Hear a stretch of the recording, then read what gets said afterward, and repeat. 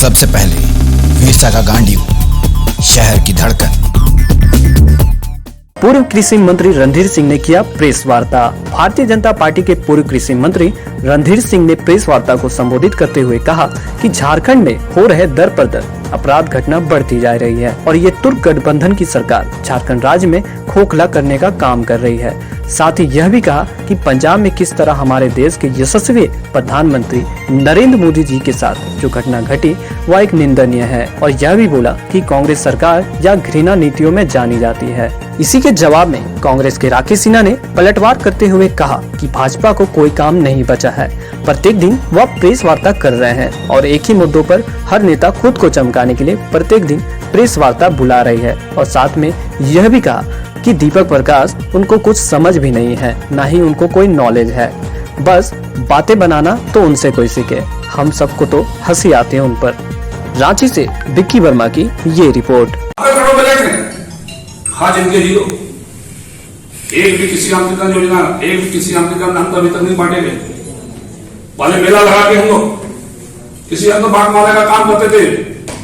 आज जिला में जो भी वहां के सामान्य विधायक, सांसद, जिला परिषद के चेयरमैन सभी आते थे मेला में और पंप सेट और भी योजनाएं जो आमंत्रण की जो जितनी योजनाएं थी, चाहे वो पावर टेलर हो, रोटावेटर हो, सीड ग्रेडर हो, जीरो टील मशीन हो, आटा चक्की मशीन हो, धान कुटाई मशीन हो, एक किसानों को हम लोग 90% अनुदान पर देने का काम पहले सरकार करती थी।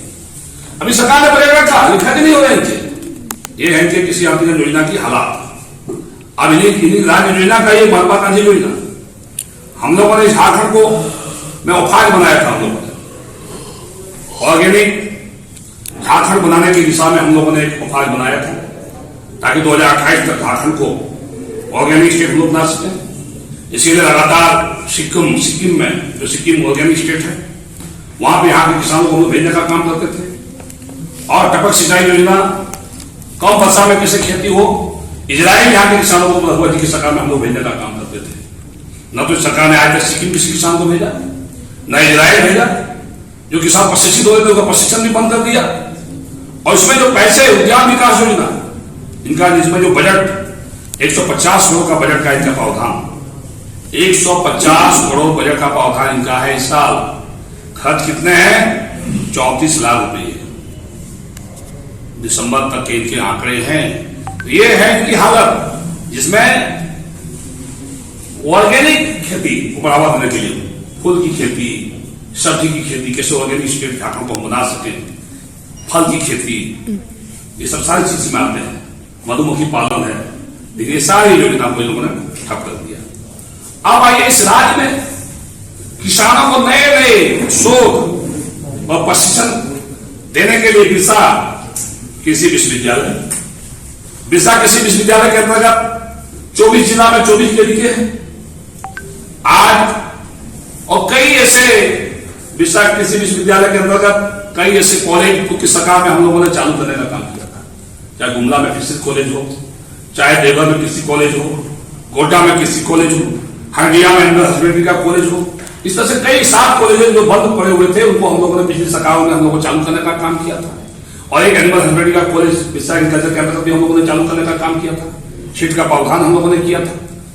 अब बिरसा कृषि विश्वविद्यालय के अंतर्गत सभी केवीके और सभी कॉलेज और बिरसा कृषि विश्वविद्यालय को जो अनुदान दिए, ग्रांट दिए जाते हैं, राज्य सरकार के जो ग्रांट दिए जाते हैं। देखिए, हमें यह लगता है कि भारतीय जनता पार्टी अब सिर्फ संवाददाता सम्मेलन आयोजित करके इस राज्य में अपनी राजनीति प्लेटफॉर्म को बचाने का प्रयास कर रही है, क्योंकि जिस प्रकार इस राज्य की जनता ने भारतीय जनता पार्टी के पापों के कारण उनके मुखिया समेत भाजपा को इस राज्य से सत्ता से बेदखल किया, तो अब उनके पास कोई एजेंडा बचा नहीं है। महागठबंधन की सरकार इस राज्य में विकास का एक नया आयाम खींच रही है।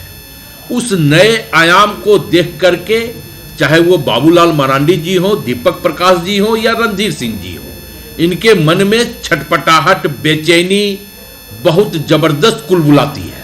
और यही कारण है कि वो एन केन प्रकारेण कभी मातम पर वो अपनी राजनीति कर लेते हैं, तो कभी महागठबंधन सरकार के ऊपर अपनी सरकार के पापों का ठिकरा फोड़ने पर राजनीति कर लेते हैं। राज्य की जनता संजीदा है राज्य की जनता भली भांति बखूबी भाजपा और महागठबंधन सरकार के फर्क को समझती है और जानती है, और यह भी जानती है कि 2 सालों में इस राज्य में विकास का जो आयाम महागठबंधन ने खींचा है, वो आयाम 17 सालों में भारतीय जनता पार्टी ने अपने शासन में इस राज्य में कभी नहीं खींच पाई थी।